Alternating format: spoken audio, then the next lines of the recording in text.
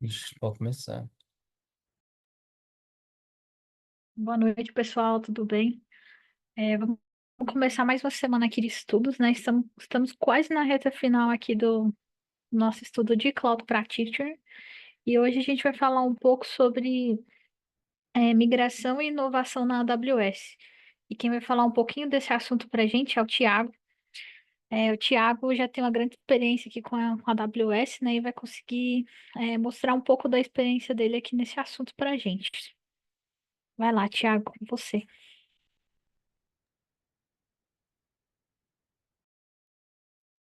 Boa noite, pessoal. Bem-vindos a mais essa sessão.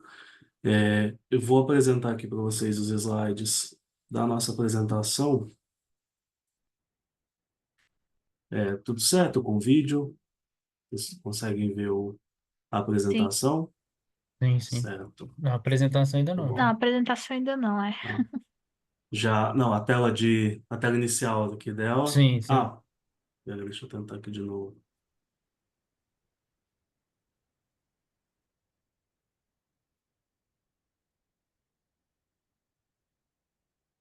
Foi.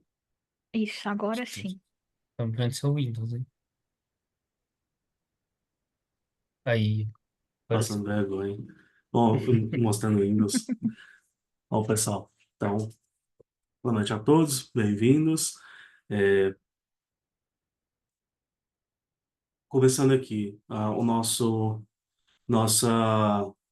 nosso tempo aqui, né? Como é que foi até agora, né, a jornada de vocês, né? Vocês foram semana a semana aqui falando de serviços por, por domínio, por agrupamento aqui, de acordo com algumas afinidades, né? Então, vocês foram discutindo como é que eles funcionam.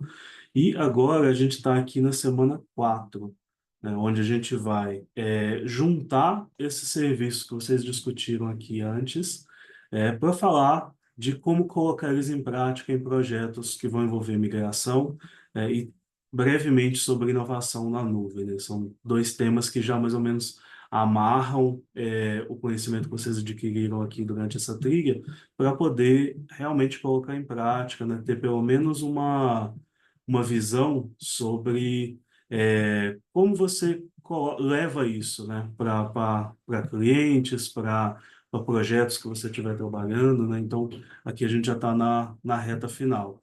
E nessa última semana, vocês têm também uma sessão sobre o Well Architected Framework, né, que já vem em seguida, que também segue esse mesmo padrão de juntar os serviços, né, falar de boas práticas, né? Então, vocês vão ver isso aqui em mais detalhe logo em seguida. A estrutura da sessão vocês já conhecem, né? Então, tem o conteúdo, tem quiz com perguntas de simulado no final, tem espaço para perguntas também, a gente pode discutir aqui juntos. Então, mesmo formato que vocês já conhecem. E para hoje, falando da nossa agenda. Então, primeiro, vamos discutir é, os conceitos principais aqui, né, do que eu quero dizer por migração, né, como é que a gente traz esse assunto para dentro das empresas, os conceitos também de inovação, lá no final vou falar deles. Vamos falar sobre o Cloud Adoption Framework, que é uma proposta dentro da AWS, né, que é de documentação, de material que ela traz para a gente, para boas práticas na nuvem quando se fala de migração. Dentro dele, a gente vai discutir as 6 áreas do Kafka, como é que ela quebra a sua empresa, quebra os seus procedimentos em 6. A gente vai discutir cada um deles aqui. Vamos falar de algumas soluções para a migração, uma vez que você decide trazer os projetos da sua empresa, do seu cliente, do seu projeto para a nuvem, né? Algumas soluções para poder ajudar nessa migração e, por fim, também soluções para inovação, que são serviços novos, itens que a gente pode para tornar os projetos mais modernos, né, e mais aderentes às estratégias dentro da nuvem. Então, começando, nós vamos falar sobre o Cloud Adoption Framework primeiro. E o que que é o Cloud Adoption Framework, né? O CAF, daqui para frente, porque esse nome é meio grande demais. Ele é um conjunto mesmo de conhecimento que a AWS foi adquirindo ao longo das décadas, né? Já temos a nuvem e os serviços de consultoria da AWS já estão rodando há muito tempo. Então, com isso, com essa experiência de suporte que eles foram adquirindo ao longo do tempo, foi montado esse conjunto, né, de ações, né, macetes, tudo que eles foram agrupando ao longo do tempo, que eles passam para a gente como uma forma de você guiar os seus projetos, né? Então, aqui, essas ações do CAF, elas entram para você trazer para os clientes e para os projetos na forma de serviço de consultoria. Então, a AWS, ela fornece suporte, mas ela também tem uma rede de empresas que fornecem serviço de consultoria para ela. Então, são empresas que vão vender projetos, elas fazem suporte, elas rodam, fazem operacional, né? Todas as etapas possíveis de serviços em nuvem, você consegue contratar delas. E estando dentro dessa rede AWS, elas vão também beber dos materiais, né, que a AWS disponibiliza. E aí, esses materiais são cursos, redes de apoio, suporte especializado também para essas empresas e um bom e velho white paper, né, que a AWS sempre gosta de ter esses artigos muito completos, muito técnicos, que trazem para você ali com dados, né, no formato de um artigo mesmo, para você poder usar aquilo para embasar suas decisões, suas pesquisas. Então, o CAF, ele tá dentro, né, se você, eu vou aqui nesse material, tem o link logo em seguida, ele é resumido ali dentro de um white paper, então você consegue ler ele todo num lugar só. E aqui, uma parte muito importante dentro do white paper do CAF é que ele te ajuda a separar a sua empresa em áreas com papéis muito bem definidos, onde você vai conseguir definir quem faz o quê e, né, a importância de cada um desses papéis. E aí essas 6 áreas, elas representam desde a gestão de pessoas até a parte técnica ali na ponta, de monitorar, gerar relatório, gerar incidente. Então, é fim a fim como que o trabalhar em nuvem afeta a sua empresa. Então, falando das 6 áreas, uma a uma aqui, eu vou falando delas uma de cada vez e depois eu vou agrupar elas, vocês vão ver como que elas se relacionam entre si. Então, as áreas do CAF seriam áreas de negócios, pessoas, governança, plataforma, segurança e operação. 6 grupos. E eles estão agrupados aqui como negócios, essa primeira camada, e tecnologia, uma segunda camada que provavelmente é que a maioria de vocês está dentro. E aqui dentro de negócios, vocês vão ver que essas visões de categorias aqui, ela não está num formato hierárquico. Você tem pessoas de todos os níveis da hierarquia da empresa dentro de cada uma delas. Então, quando fala negócios aqui, você está falando desde o CEO, que provavelmente você já bateu o olho aqui e já pensou, né? Então, desde lá de cima, quem define a estratégia da empresa lá no topo, até as pessoas aqui mais para baixo que vão tomar decisões também. Então, você tem gerentes, tem supervisores, né? Se a empresa usa esse termo, tem esse cargo, vai ter as pessoas que tomam decisões em cada um dos níveis. Tem uma visão com os cargos aqui daqui a pouco que eu vou mostrar para vocês. Então, tem que ter já desde agora só na cabeça que as visões são fim a fim também. Você não está numa hierarquia, falando delas aqui. E um ponto também, só deixando claro, a prova não toma de vocês esses nomes aqui, tá? Não precisa decorar eles. O importante aqui é ter essa visão de como funciona uma empresa que está alinhada com a nuvem, né? Como é que a gente tem agrega isso dentro da filosofia, né, do seu negócio. Aqui não precisa decorar esses nomes exatamente, tá? E o segundo categoria aqui que a gente levanta são as pessoas. E aqui do mesmo jeito, é fim a fim. Então a gente tem o RH fazendo contratação, procurando pessoas no mercado para poder contratar. A gente vai ter os líderes mais imediatos, por exemplo, dos desenvolvedores, das pessoas de operação, identificando skills que precisam melhorar, quem precisa de treinamento, quem precisa certificar para bater alguma meta interna dentro da empresa. Então, aqui é gerir essas pessoas, contratar e gerir elas para garantir que você está entregando um negócio alinhado à nuvem também. Então, você contratar as pessoas certas, treinar elas, mantê-las, gerir bem essas pessoas para poder que tudo continue funcionando. Então, negócios, toma decisões, cria ali a visão, né, do que você quer vender dentro da nuvem, pessoas vão executar essa visão e garantir que a gente está entregando isso. E aí, em terceiro, aqui ainda dentro do nível de negócios, tem a governança. A governança já é você pegar essa visão que negócios montou, né? O que que você quer vender como empresa, o que que você quer entregar. E a governança vai criar fluxos e procedimentos para garantir que isso seja feito e que seja quantificável, que seja feito numa estrutura que a empresa consegue mensurar.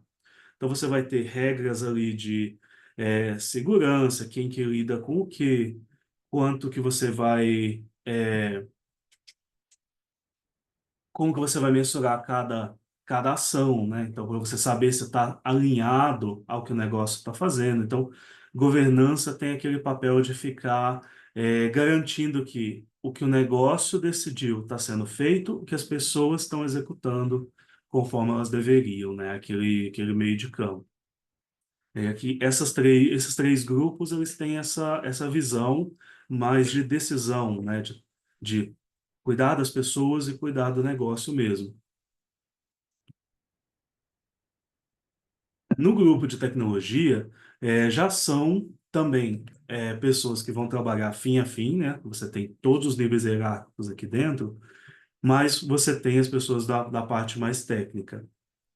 E aí, primeiro, plataforma, são as pessoas que vão de fato colocar o que o negócio definiu que quer que seja entregue, a plataforma vai fazer aquilo, transformar aquilo numa solução de fato. E aí aqui você começa lá no CTO, quem toma as suas decisões técnicas ali dentro da empresa, né? Então, quais plataformas a gente vai usar, quais tecnologias, quais vendors, né? Isso aí tudo é decidido lá em cima. E aí você vai descendo. Vai ter pessoas, consultores, vai ter os arquitetos que vão desenhar as soluções aderentes o que foi definido pelo negócio, né? Vai ter os engenheiros que vão implantar e codificar isso daqui. As pessoas que realmente vão construir as soluções usando os meios técnicos. Então, aqui no caso, usando a nova AWS. E aí, dando suporte também a essa parte de construção das soluções, a gente tem segurança. Aqui são os profissionais que vão garantir que tudo que está sendo construído está sendo feito de uma maneira segura.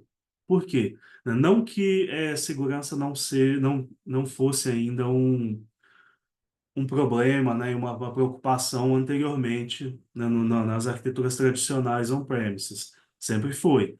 Mas na nuvem você tem uma preocupação a mais com segurança, porque agora seus dados, né, os dados dos seus clientes, eles não estão mais dentro de casa, né? Você não tem mais aquele sentimento de segurança de que está tudo ali, sei lá, você precisar, você puxa um cabo de rede, desconecta e acaba com tudo. Você não tem essa sensação de segurança a mais. Aqui você está em servidores distribuídos de terceiros, em qualquer lugar, né, por aí que você às vezes nem sabe onde é. Então, empresas que migram para a nuvem, elas têm essa preocupação a mais e você, como uma empresa que vende soluções de tecnologia ou como profissional que trabalha em nuvem, a gente vai sempre querer entregar tudo o mais seguro possível. Então, as soluções, elas têm a segurança pensada em cada uma das etapas. Então, você tem aqui todos os profissionais que vão lidar com permissões, com acesso, com lidar com as contas, né? Toda a parte de segurança da nuvem e dos serviços que rodam nela, está aqui. E, por último, você tem uma solução já desenhada, construída, segura, feita aqui pelos profissionais de segurança. Agora você vai garantir que isso está sendo entregue, né, e rodando da maneira que a gente deseja. Então, aqui são os times de operação. Então, você tem equipes de monitoramento, pessoas que vão lidar com alarmes, SREs, gente que vai cuidar de incidentes, resolver linha, fazer fim a fim com os clientes na ponta final. Então, aqui já são os times de operação. Vocês podem ver aqui que entrou essas três vertentes acabam cobrindo todo mundo, mas sem ser, como eu comentei, de uma maneira hierárquica, né? Você tem gente de todos os níveis da hierarquia em cada uma delas. E aí, pensando em alguns exemplos de ações que cabem dentro dentro de cada uma das áreas, né, negócio, pessoas, governança, plataforma, segurança, operação, tem esse quadro aqui tirado do white paper que fala de algumas ações que cada um desses grupos fazem, né, para tentar ilustrar um pouco. Vocês podem ver ali que negócios, olha, a gente está falando de parcerias estratégicas, né, num nível mais alto. Você tem ali gerenciamento de inovação, pessoas que vão desenhar produtos novos, tentando colocar em uso a nuvem, né, para poder vender soluções que são modernas, monetização de dados, né, gerenciamento de portfólio. Então, gente que vai pensar em produtos para vender e vai colocar aquilo numa prateleira, né, e trazer novos clientes e lidar com eles. Né, gestão de pessoas, ó, tem ali evolução cultural, design da organização, porque aqui, quando a gente está falando de colocar o CAF em prática dentro da empresa, ele fala que a gente vai fazer uma transformação total em como a empresa funciona. É trazer pessoas novas, trazer uma visão nova para poder trabalhar em nuvem, porque você transforma totalmente a maneira como é trabalhado. Né? Tanto que aqui nesse gráfico, olha, tem até uma seta aqui que fala da prontidão para a nuvem, né? Quanto que a gente vai transformando pouco a pouco cada empresa que está lidando com isso para poder, de fato, entregar soluções que sejam aderentes e que façam sentido na nuvem. Então, aqui a gente vai ter, ó, ainda dentro de pessoas, a fluência na nuvem, que é garantir que a gente tem profissionais adequados para lidar com cada coisa, o alinhamento organizacional, a governança vai fazer o gerenciamento de riscos para garantir que a gente está aderente sem estar correndo riscos desnecessários, né, que os procedimentos estão adequados. Vai ter esse gerenciamento de benefícios aqui para entender se o que tá sendo proposto por negócio está realmente trazendo resultados para a gente. O gerenciamento financeiro, é extremamente importante aqui.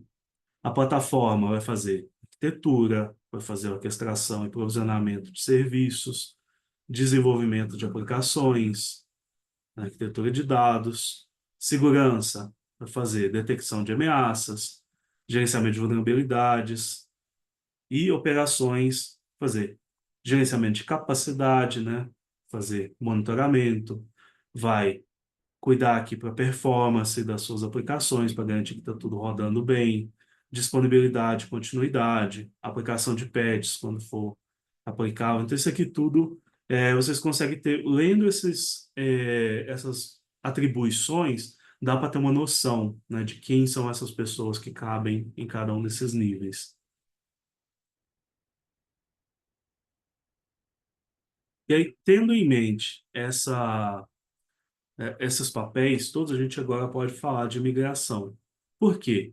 Migração é importante quando se fala de nuvem, porque é uma solução que é relativamente nova, né? Mesmo que já tem ali quase 20 anos que a gente fala de nuvem, já tem pelo menos alguns serviços há muito tempo. Várias empresas elas estão começando a fazer isso agora, de trazer seus serviços para a nuvem, desmantelar ali a estrutura on-premises deles e ou migrar tudo ou trazer um serviço ou outro que faz sentido, né? Então, essa é uma transformação que ela é lenta e ela está sendo feita constantemente. Nós, como profissionais de tecnologia e lidando com a AWS, é algo que a gente sempre vai encontrar. A gente sempre vai estar trazendo serviços que estavam rodando é, em data centers de clientes para a nuvem, ou rodando em data centers em alguma estrutura de hospedagem mais antiga para transformar eles em serviços de fato nativos da nuvem, né, que é o que faz sentido. E falando aqui das estratégias de migração, é, dentro dos materiais da AWS aqui também, a gente tem uma discussão muito forte de como fazer bem as migrações, como é que a gente lida com o legado dos clientes para poder trabalhar bem e trazer as soluções deles para a nuvem de uma forma mais suave possível, né? Então aqui, quando a gente está falando de migração, você vai ter soluções existentes para migrar, a gente vai ter continuidade, no caso de talvez já houve alguma migração inicial, onde o cliente já está rodando na nuvem, agora a gente vai de fato tirar proveito dela, né? Porque não é só pegar o que existe e colocar lá. É também tirar proveito das maneiras de cobrança na nuvem, que são diferentes, né? São por consumo, não é por só deixar aquilo ali rodando. É tirar proveito das soluções novas, serverless também, então tem esse ponto de inovação também para a gente discutir. E tem você modernizar o que existe, né? Pegar uma solução que já está ali e transformar ela em algo que seja próprio para a nuvem. Então também a gente discute.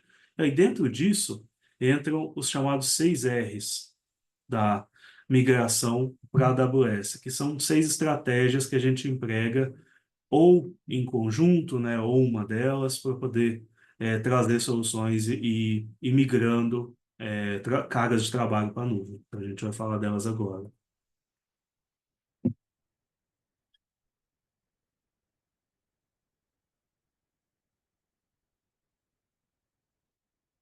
E aqui discutindo as 6 estratégias, então a primeira delas é o rehosting, que é aquela estratégia mais simples que a gente consegue pensar, né, que é a primeira que vem na cabeça também, quando a gente fala de colocar uma carga de trabalho que já existe na nuvem. E aqui ela pode ser referida na documentação e em questões também como lift and shift, que é você pega uma solução que já existe e leva para a nuvem, sem alterar quase nada. A gente não reescreve aplicações nisso daqui, a gente não muda motor de banco de dados, nada disso. Você tenta fazer o mais próximo possível do que já existe no data center do cliente. Então, supondo uma arquitetura que é bem tradicional, bem comum, que aplicações microserviçadas rodando em máquinas virtuais, a gente pega essas máquinas virtuais e recria elas como instâncias EC2. Se tem banco de dados hospedado na estrutura do cliente, instância EC2, coloca o mesmo banco de dados rodando na nuvem também. Então, você tenta manter a estrutura o mais parecida possível para que sua migração seja rápida e simples. Essa não é a solução mais barata a longo prazo, porque você vai estar consumindo muito recurso que às vezes não faz mais sentido estar consumindo eles na nuvem, né? Porque no seu data center local está tudo pago, está tudo comprado. Então, para a empresa faz sentido aquilo estar rodando o dia inteiro, está com superdimensionado para alguns horários, por exemplo, né? Então, aqui é uma solução rápida e barata do ponto de vista da migração. Ela é indolor porque você simplesmente leva para lá e coloca para rodar. Mas a longo prazo, isso aqui não vai atender totalmente. Então, por isso que outras estratégias também são interessantes. E a próxima aqui, replatforming, que vai ser referida também em questões como lift, tinker and shift. Aqui, a gente ainda está resistente a fazer alterações, eu não quero reescrever aplicações que existem, não queria mexer em código, mas aqui a gente tenta trazer algumas alterações que façam sentido. Por exemplo, eu tenho um banco de dados hospedado em servidor local ali no data center do cliente, né? Vamos pensar, um Postgres rodando ali hospedado. Em vez de hospedar ele numa EC2 e eu ter que cuidar de sistema operacional, aplicar patch, instalar isso ali tudo, a gente muda para um RDS, que é gerenciado, é da própria nuvem, você já escala ele de uma maneira um pouco mais inteligente. Então, em vez de trazer exatamente como tal, você pensa em soluções que sejam mais adequadas.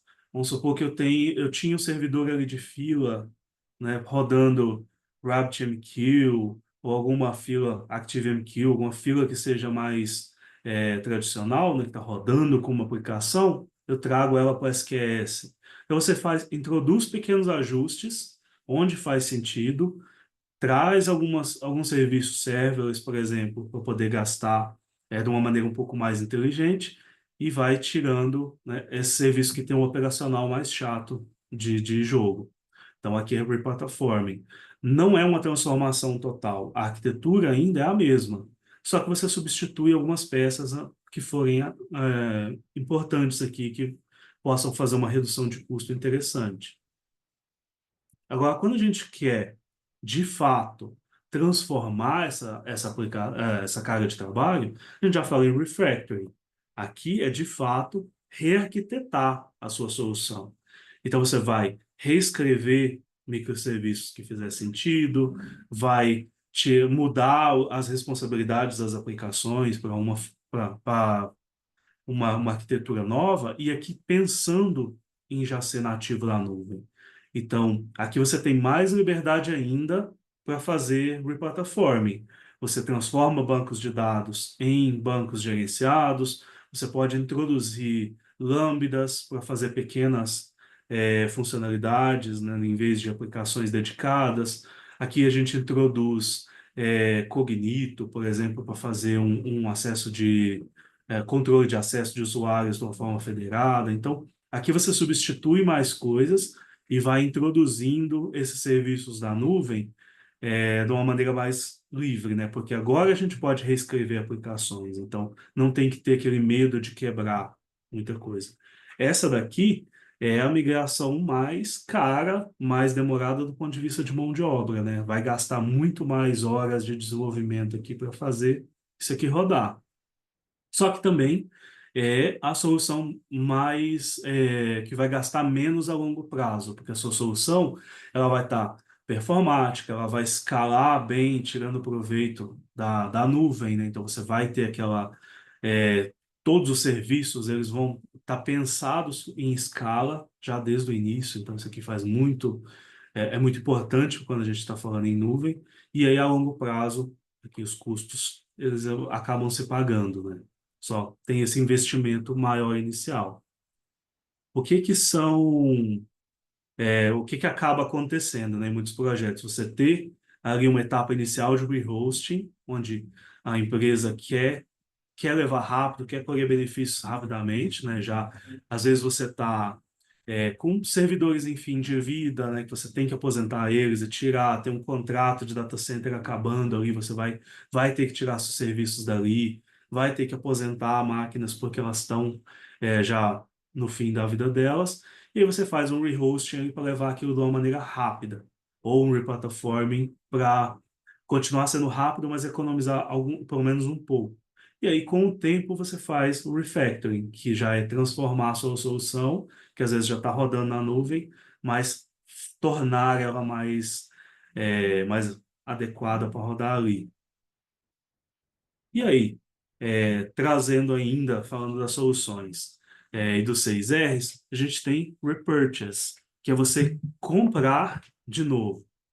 Onde isso aqui faz sentido? Quando você tem, às vezes, uma solução interna, ou uma solução que foi comprada há muito tempo atrás, e aquela solução não faz sentido você levar ela para a nuvem. Então, pensando assim, um sistema de gestão, um CRM, um SAP, algum serviço ali que você às vezes comprou aquilo há muito tempo atrás, e você colocar aquilo na nuvem não vai fazer sentido, porque ele já não está te atendendo bem. O operacional dele talvez é muito grande, muito caro para você ficar cuidando, fica dependendo de pessoas, que sabem lidar com aquilo, né?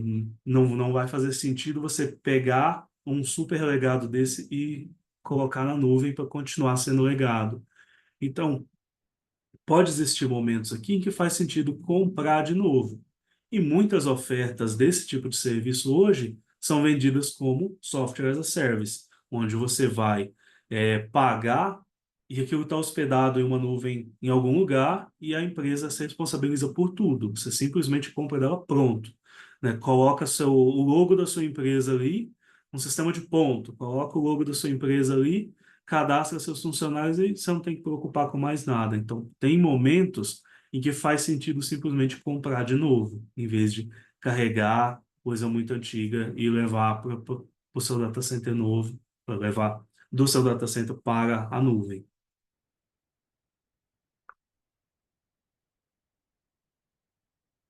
E aqui eu estou agrupando esses quatro R's aqui, porque esses quatro eles envolvem em levar para a nuvem de uma maneira ou de outra.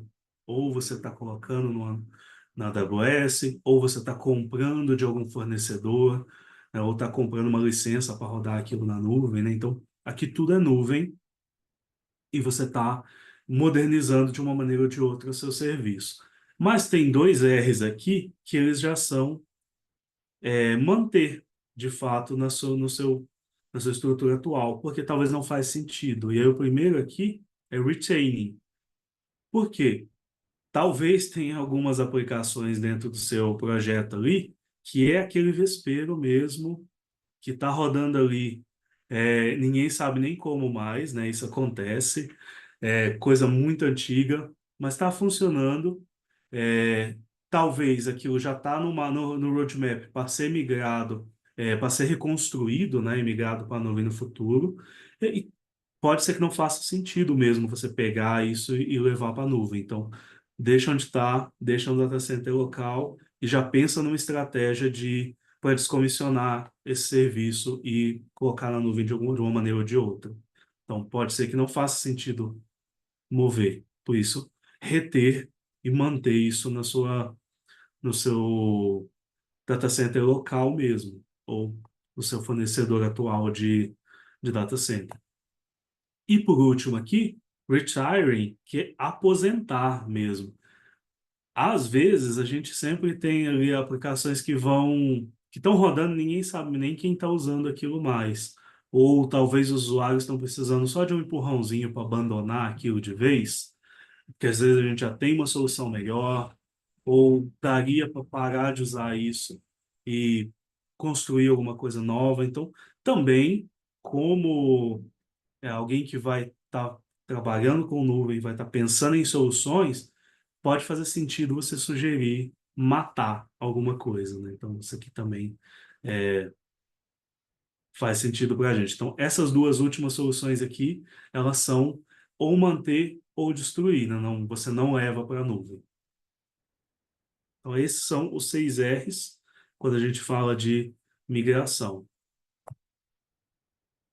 E quando a gente está ajudando um cliente, montando um projeto aqui que vai levar cargas de trabalho que já existem, a gente está modernizando alguma coisa, ou está construindo um projeto ali para o cliente, e você está colocando isso na nuvem pela primeira vez, sempre esse momento inicial vai envolver uma quantidade de dados muito grande.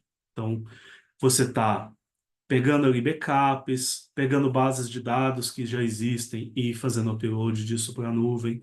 Então, pode chegar um momento, dependendo do que tipo de cliente que você está atendendo ali, e qual que é a área de negócio dele, ou há quanto tempo isso já existe, né, o tamanho desses bancos de dados, pode ser que O volume de upload que a gente vai fazer desses dados para fazer a carga inicial na nuvem vai tornar isso proibitivo, porque a gente vai esperar ali semanas, por exemplo, para fazer upload, vai ter que ficar lidando com erros, com validar se os dados estão íntegros, né? Então, pode ser que, mesmo via Direct Connect, que é aquela conexão direta com a AWS via fibra ótica, especializada só para o seu data center, mesmo assim, pode ser que não faça sentido, porque você vai estar esperando semanas por um upload, especialmente se for uma empresa que lida, por exemplo, com imagens, com vídeos, né, com coisas de alto, com dados de sensores, com IoT, né? Isso aí tudo pode ser que não faça sentido você fazer esse upload. Então, aqui, pensando nessa migração inicial, principalmente, vale a gente falar da família Snow. E a família Snow são dispositivos físicos, são equipamentos mesmo que você vai usar para guardar seus dados de uma maneira mais rápida e enviar eles para a nuvem sem depender de internet, sem depender de conexão. Então, são 3 dispositivos, a gente vai falar deles aqui agora, que são o Snowcone, Snowball e Snowmobile. Esses 3 aqui, vale decorar os nomes e os detalhes deles, porque cai pelo menos umas 2 ou 3 questões na prova, falando sobre cada um e sobre as capacidades deles.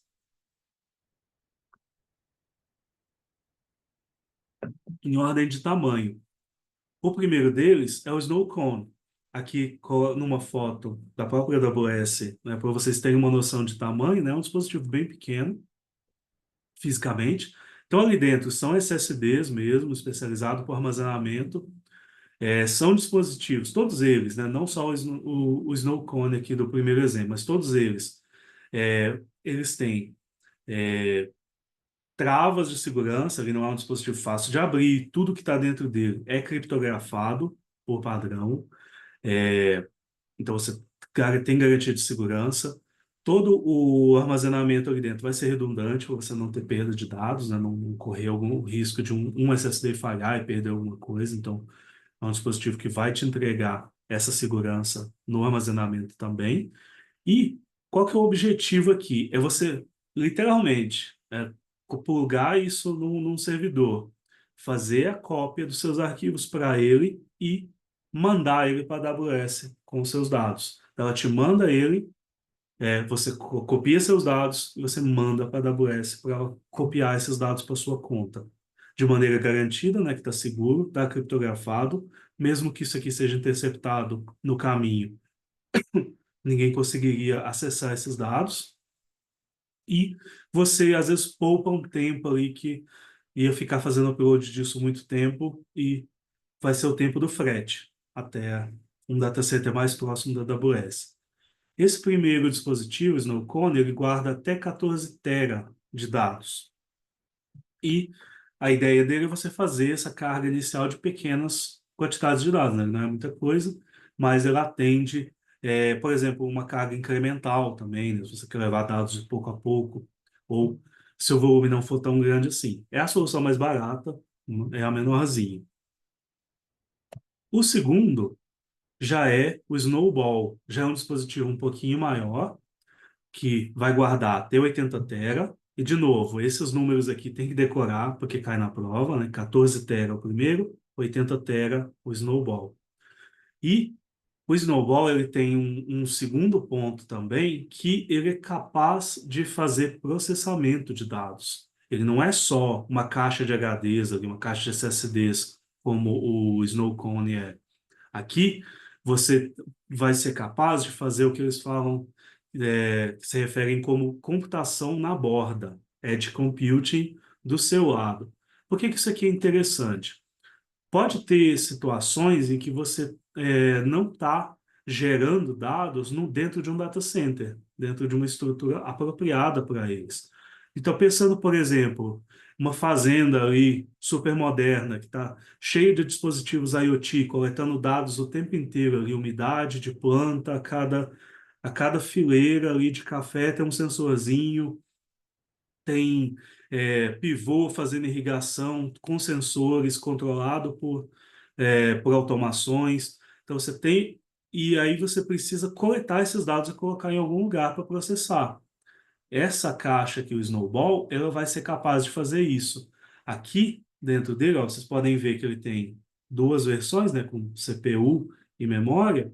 Você pode colocar lambdas rodando aqui dentro, instância C2, para processar os seus dados e guardar eles já de uma maneira organizada. Porque, especialmente falando de IoT, o volume de dados é muito grande, né? Você está gerando dados ali continuamente e talvez simplesmente guardar eles e levar para a nuvem não é prático, porque você vai ter que um volume muito grande e você vai ter que processar eles depois na infraestrutura da nuvem, que também vai ser cobrado. Então, pode ser que faça sentido você já processar esses dados antecipadamente antes de levar eles para a sua nuvem, porque você já leva eles já refinados e num volume muito menor. Então, os exemplos clássicos aqui para na prova são é, pode ser uma fazenda, pode ser plataforma de petróleo. Eles gostam muito de colocar esse exemplo, né, que é uma coisa, um local remoto. Você não tem como ter uma conexão direta com a nuvem ali. Então faz sentido você ter esse processamento de dados local. Ou regiões que não têm acesso à internet, né? Você ter uma torre ali de comunicação talvez não é viável. Então, esse dispositivo atende esse caso de uso, você fazer processamento, juntar dados refinados e levar para a nuvem depois. E aqui tem dois formatos dele, né? Uma versão que é otimizada para o storage, que é o primeiro aqui, ele tem 80 tera e uma CPU mais fraquinha, né? 40 vCPUs e 80 GB de RAM. E o segundo que tem também 80 tera, 104 vCPUs e até 416 GB de RAM. E esse daqui ele também tem GPU. Então você pode rodar, inclusive, machine learning e cargas de IA nessa caixa, né? Então é um equipamento mais especializado para você rodar, de fato, cargas de trabalho ali mais especializadas. E o último é o Snowmobile. E aqui ele não tem nenhuma foto, porque é um equipamento um pouco mais sigiloso, né? É para empresas muito maiores, muito mais especializadas, mas ele literalmente o que está aqui na ilustração. É um caminhão mesmo, com um container dentro, com uma estrutura completa para fazer armazenamento. E aqui vai caber até 100 petabytes. E aí esse equipamento ele vai estar com todas as redundâncias, ele tem armazenamento, ele tem vigilância de vídeo 24 horas, ele anda com uma escolta armada, ele tem alarme, né? Tudo para garantir a segurança total do tráfego. Então aqui realmente é para você pegar um data center inteiro, coloca tudo ali dentro, armazena tudo e leva para a nuvem. Realmente é o que parece, ele é um caminhão mesmo. Agora falando brevemente sobre inovação, aqui entra os serviços que são nativos da nuvem e são pensados em você transformar coisas que existem em soluções mais apropriadas para rodar na nuvem ou pensar em produtos que são novos, né? Inclusive pensando em IA generativa, né? Que é a palavra do momento. Então, são serviços que são mais novos dentro da nuvem e eles te permitem pensar em portfólios mais modernos.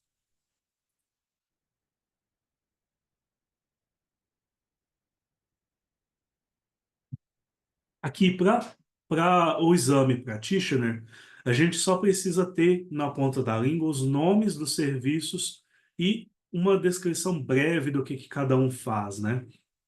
Você não precisa ainda pensar em unir eles, em montar arquiteturas com eles. Você precisa só ter essa noção de o que é cada um e o que eles fazem, que aí você lembrando de cada um desses, você vai pontuando uma outra questãozinha aqui, porque sempre vai perguntar. Então, o primeiro grupo são serviços que usam inteligência artificial para fornecer alguma solução dentro da nuvem. Então, o Transcribe é um serviço que vai, como o nome ele sugere, pegar áudios e transcrever eles em texto para você poder ou alimentar uma aplicação ou usar para gerar algum relatório, né? Vai ser a solução que você precisar. O Textract, ele já vai extrair texto de material impresso. Então, você tem fotos, documentos escaneados, né? O Textract consegue extrair o texto que está ali usando reconhecimento de caracteres. Então, vejam como é que eles acabam tendo usos parecidos, né? Um transcreve voz, áudio, o outro extrai de imagens. Então, dois domínios humanos ali que você usa inteligência artificial para conseguir obter texto a partir deles. O comprehend é você pegar ou texto que já existe ou esses textos que foram extraídos e você fazer aquele tipo de análise dentro deles, né? Então, hoje está todo mundo muito familiarizado com o ChatGPT, com essas outras IAs generativas. É basicamente aquilo, é você coloca, né, alimenta o comprehend com texto e você pede para ele resumir, fazer, extrair alguma informação, tomar, falar, sumariar, né, aquilo ali, te dar pontos-chave dentro daquele conteúdo. Então, o comprehend é você entender de fato o texto usando IA generativa. O Fraud Detector, ele já é também dessa família, ele também entende material que você alimenta ele, só que aqui ele é treinado para identificar é, e, é, fraudes mais comuns. Então ele vai bater ali para ver se tem algum número que não tá fechando, né, uma conta, ver se tem dados ali que estavam uma coisa e depois está outra, né? Às vezes pode ter dados fraudulentos dentro da sua base de dados. Então ele é uma IA que entende informação, mas ela é treinada para procurar fraudes.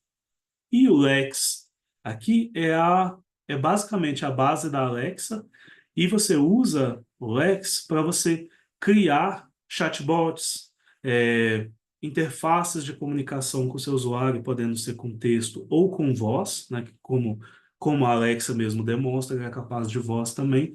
Então, é você criar essas ferramentas ali para infernizar seus usuários mesmo, fazendo atendimento usando ou chatbot, ou um chatbot com voz. O segundo grupo aqui, ele ainda de certa forma é falando de IA, né, que é o assunto que a gente mais fala recentemente, mas aqui vocês podem ver que primeiro você tem serviços prontos, IA entregue numa caixa, tem um uso específico. Aqui no meio, esses dois serviços, né, o SageMaker e o DeepRacer, são soluções para você criar as suas próprias IAs, de certa forma. Então, o SageMaker é uma maneira de você treinar redes neurais específicas para alguma coisa que você quiser. Vamos supor, eu quero treinar, eu tenho uma documentação bem extensa ali do serviço que a minha empresa vende, e aí você treina uma IA em cima desse material para ela conseguir tirar dúvidas dos usuários. E você pode tirar dúvidas usando o Lex para fazer a interação entre humanos e a máquina. Então, o SageMaker, ele te deixa treinar modelos de IA com bases de dados que você tiver.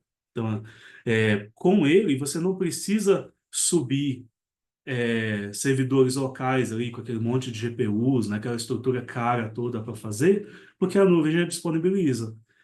Você já vai ter modelos base, que você pode começar a treinar a partir deles, especializados em algumas coisas, e você tem a infra na nuvem, né, que você paga só o quanto que usa. Então, é uma forma de você entrar nesse novo mundo da IA generativa sem ter que comprar infraestrutura, sem ter que começar modelos do zero.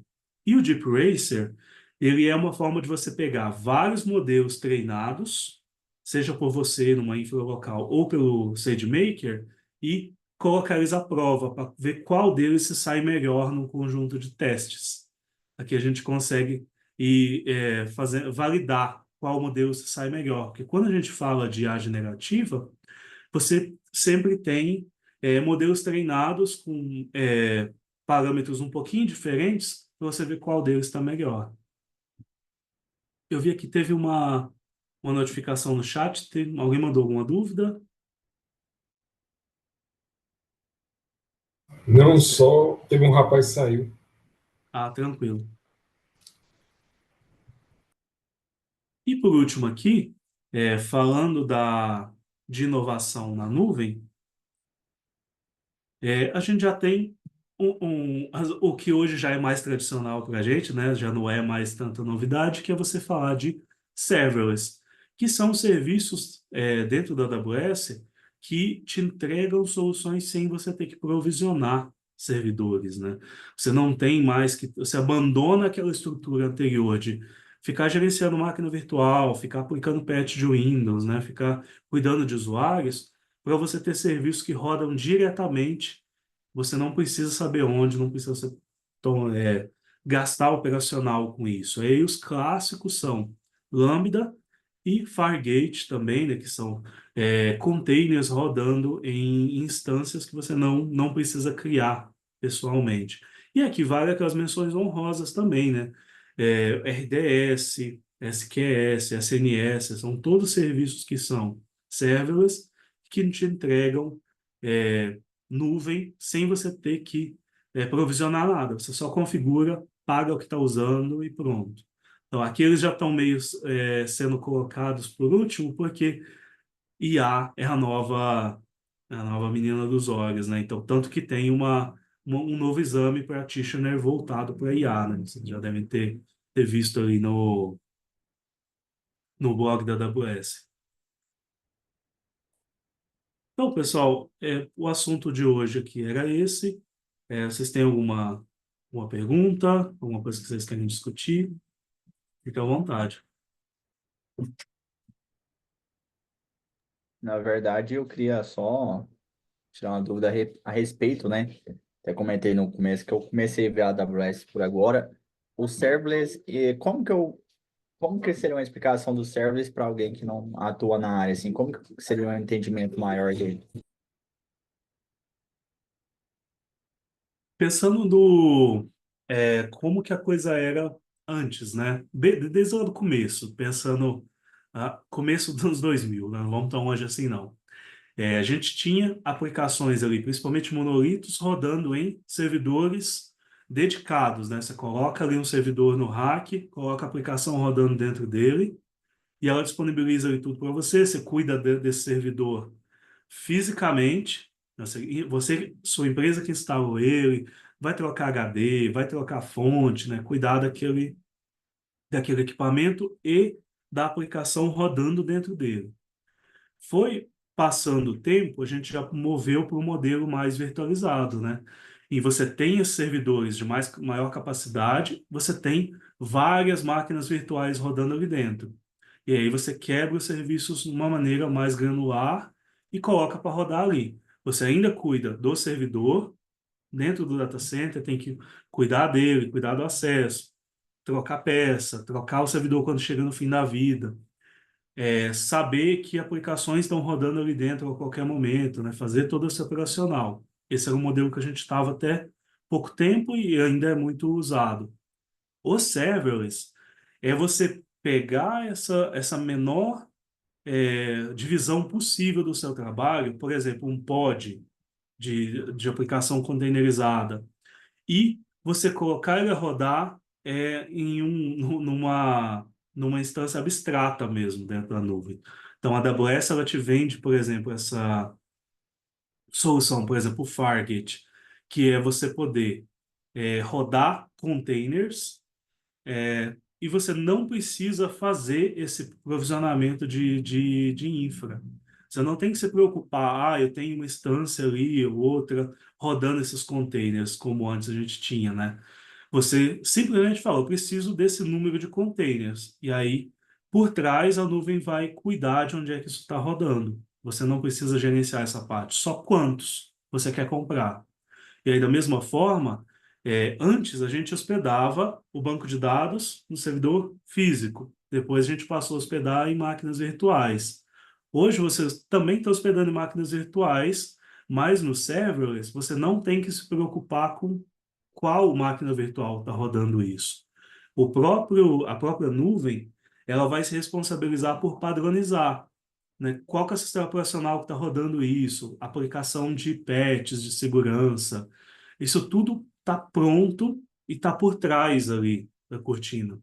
Como consumidor da nuvem, a gente só tem que se preocupar com criar os usuários do banco, as conexões com ele e colocar realmente em prática. Mas onde isso está rodando e a infra, esse operacional, de sistema operacional, de segurança, a gente não tem que se preocupar mais. Então, serverless é isso, é você abstrair quase ao máximo a parte operacional e você simplesmente se preocupa com a sua aplicação, o seu banco de dados, a sua fila. Você não preocupa onde ela está mais. Ficou Show, muito claro? obrigado. Sim, sim, sim. É porque eu acho fantástico, né? Assim, quando eu olho, realmente essa comparação deu para ter uma noção da evolução, né? Muito mais prático, né? Por isso que as empresas vêm adotando bastante, né? Muito obrigado, Thiago. Isso, e é outro modelo de custos também, né? Você paga muito por consumo agora. Vocês devem ter discutido aqui nas sessões anteriores, né? A nuvem, ela tem esse modelo de consumo. Então, você fala quanto de cada coisa você quer e você paga só por aquilo. Não tem que ficar aquele servidor rodando 24 horas ali o tempo inteiro e você consumindo ele. Você só paga o que usa. É outro paradigma, né? Então, traz uma outra visão de arquitetura para a gente também. Show de bola. Mais alguém, pessoal?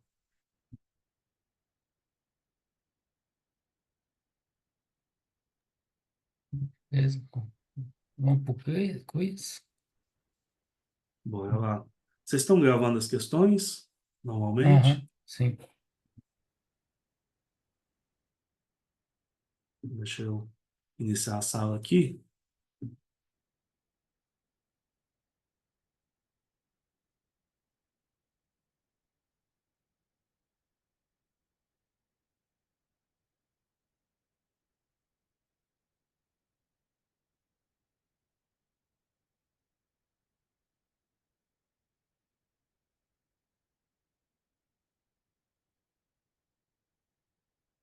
Bora lá.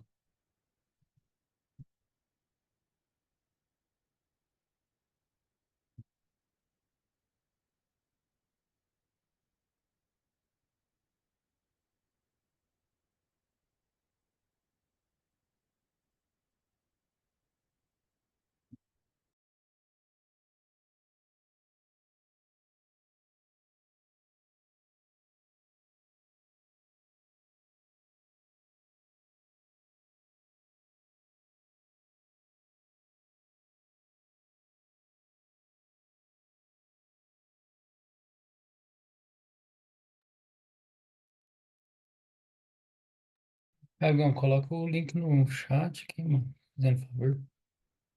Ah, boa. Vou colocar o QR Code na tela também, pessoal, e vou mandar o link aqui no chat.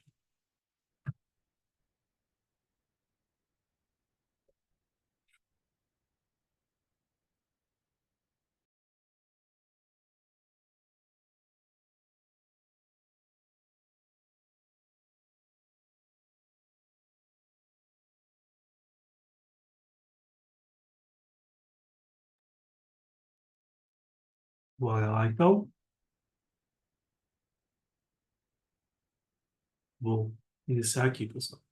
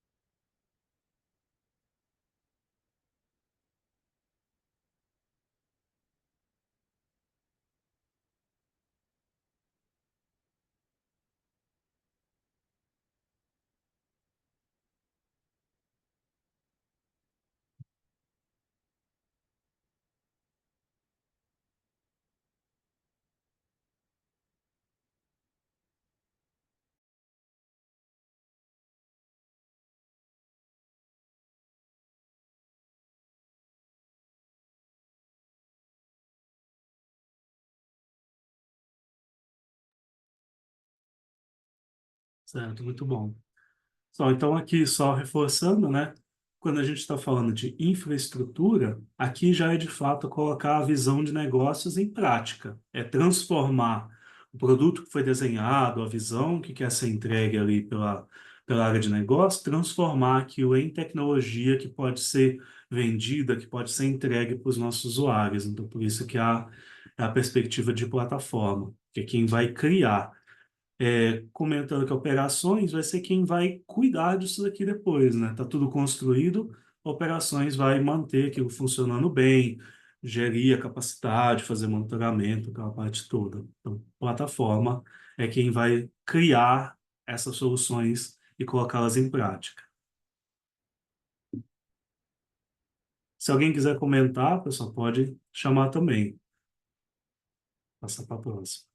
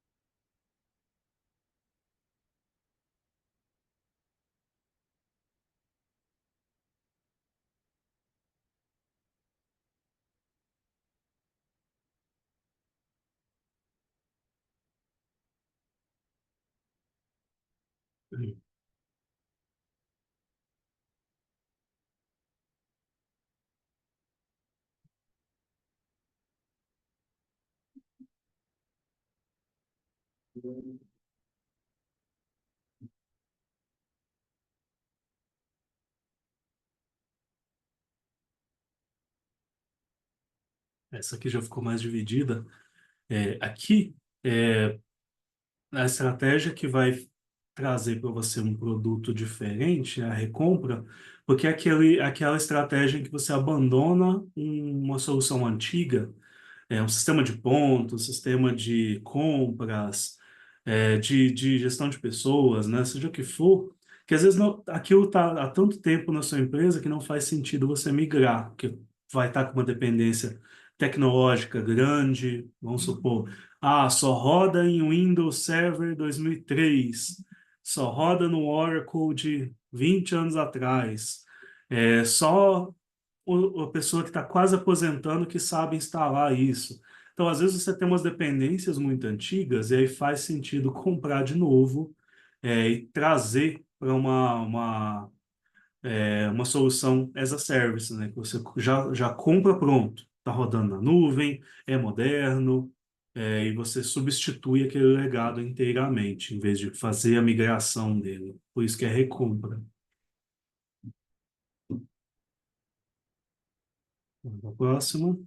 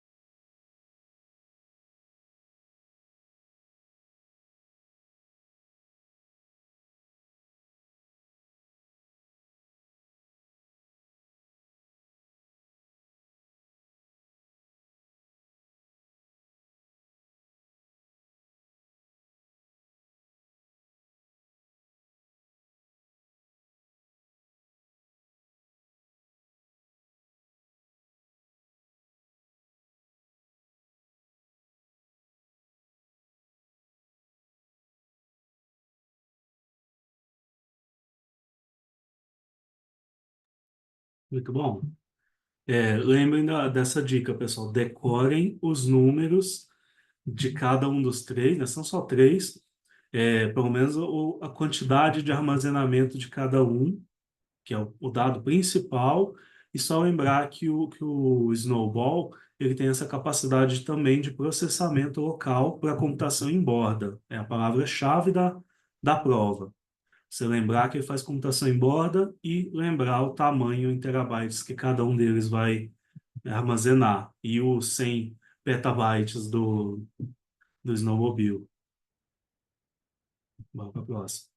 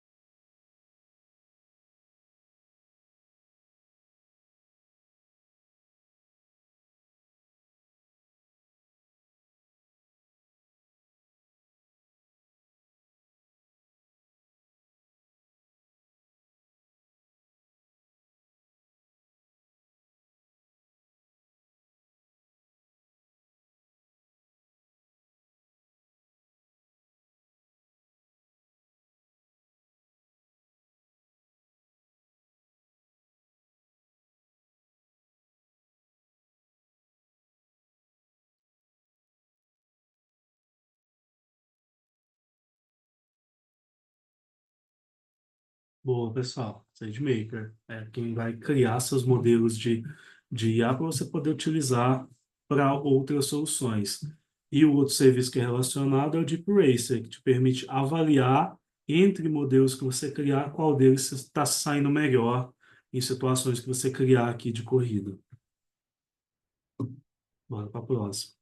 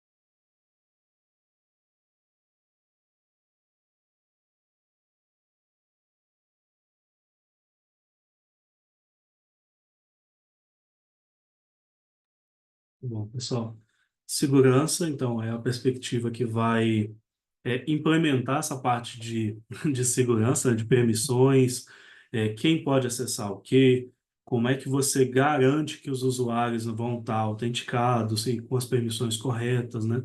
Aqui esse voto em governança que ele não está muito fora também, pelo seguinte, governança é quem vai desenhar seus fluxos dentro da empresa de como vai funcionar.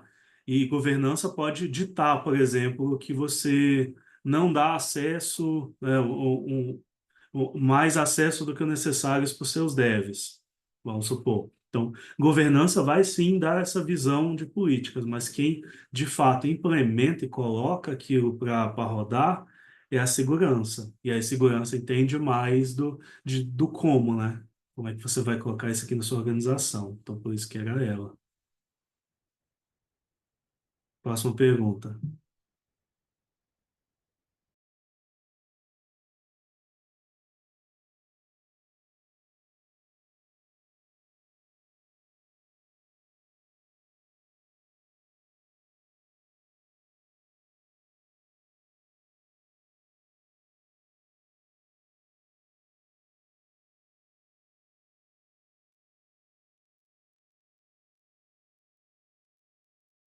O snowmobile é o maior dos três, né? É o caminhão e ele vai guardar até 100 petabytes. Ele vai carregar um data center inteiro até uma zona de disponibilidade da AWS.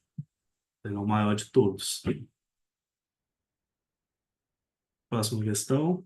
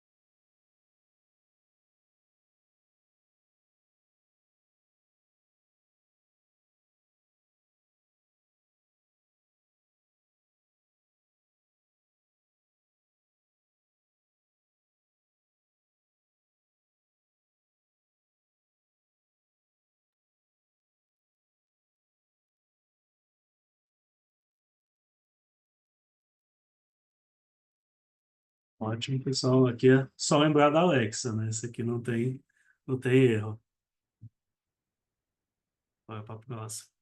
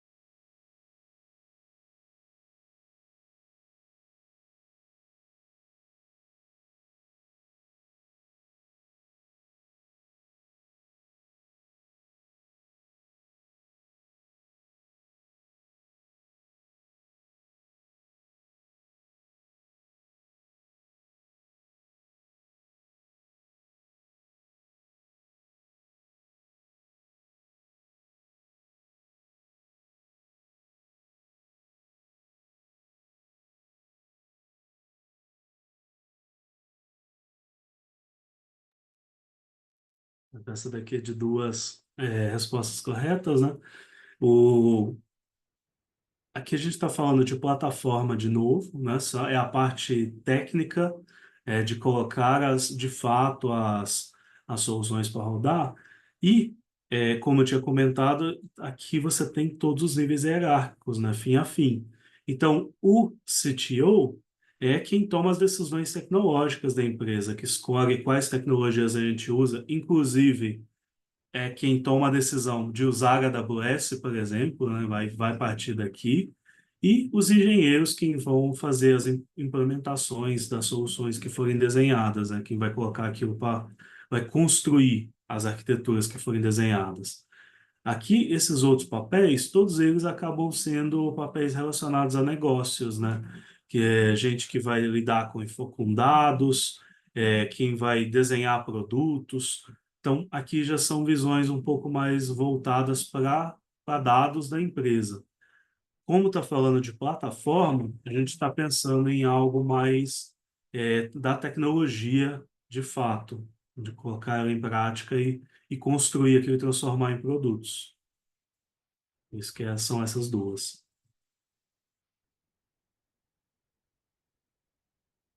Mais uma.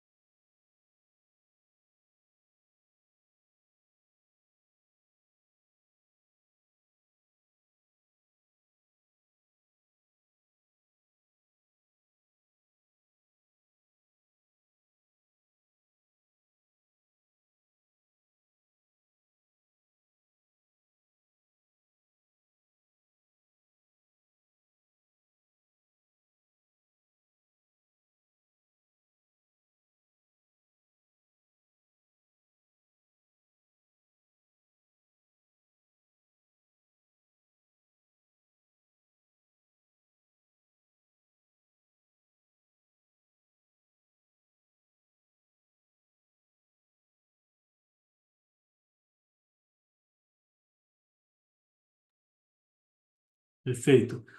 Aqui, quem já trabalhou com operação, com sustentação, vai fazer esse paralelo de pensar em capacidade, de você fazer essa acompanhamento ali o tempo todo, se o que está provisionado está dando conta, se precisa de fazer algum ajuste. Então, na nuvem não é diferente. Você vai continuar tendo toda essa visão e é um dos papéis principais ali da operação. Na nuvem, talvez seja ainda mais importante, porque tem essa questão da elasticidade. O tamanho do dimensionamento de cada aplicação está sempre aumentando e diminuindo para dar conta do, do, do- da carga de trabalho. E ela sempre está no mínimo necessário para atender aquilo, para não estar pagando recursos que não estão sendo usados. Então, aqui a operação ela já vai ser responsável por cuidar do que está rodando, né? Então, por isso que essa parte de capacidade de desempenho, é, cuidar para que isso rode bem, faz parte da sustentação.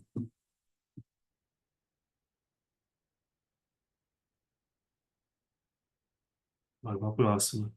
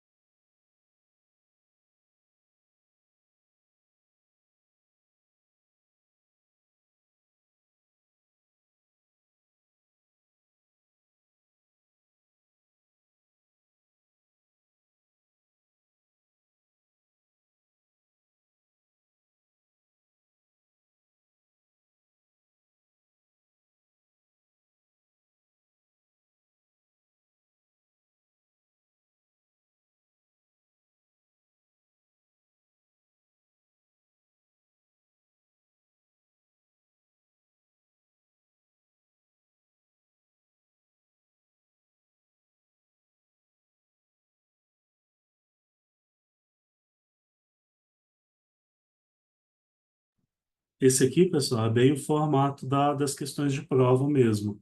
Ele te dá um número que só funciona dentro daquele dentro de um nível específico aqui de serviço, você toma a decisão baseado nisso. Então, ele vai te dar uma situaçãozinha assim simples, por exemplo, essa, de que você tem uma empresa querendo mover 50 petabytes de dados, e você tem que julgar qual das opções que vai funcionar.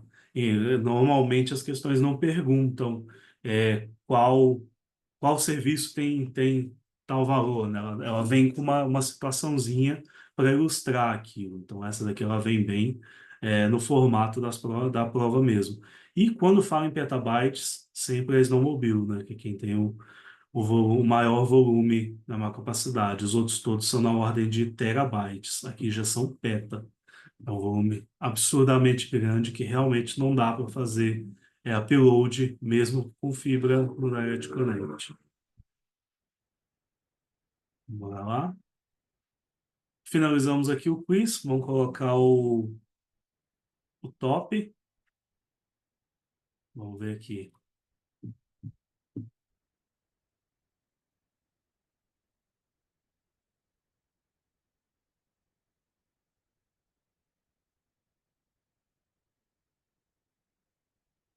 Parabéns, pessoal. Obrigado a todos que participaram aqui do nosso quiz também.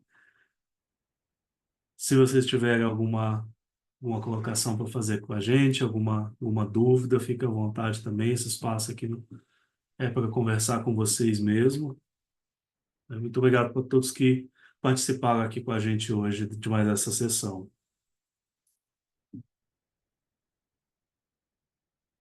Não tem dúvida. Então, obrigado, Thiagão. Valeu por hoje. E a gente se vê nos próximos aí. Quer dar algum recado, Miriam? Não, só agradecer mesmo, Thiago, a apresentação muito boa. Muito obrigada aí, Thiago. Obrigada ao pessoal que Obrigado, participou pessoal. também. Obrigado a todos. Valeu, Obrigado, Até a galera. Até Thiago. próxima. Boa. segunda. Pessoal, um abraço. Um abraço pra vocês. Abraço, Até obrigado. mais. Tchau, tchau.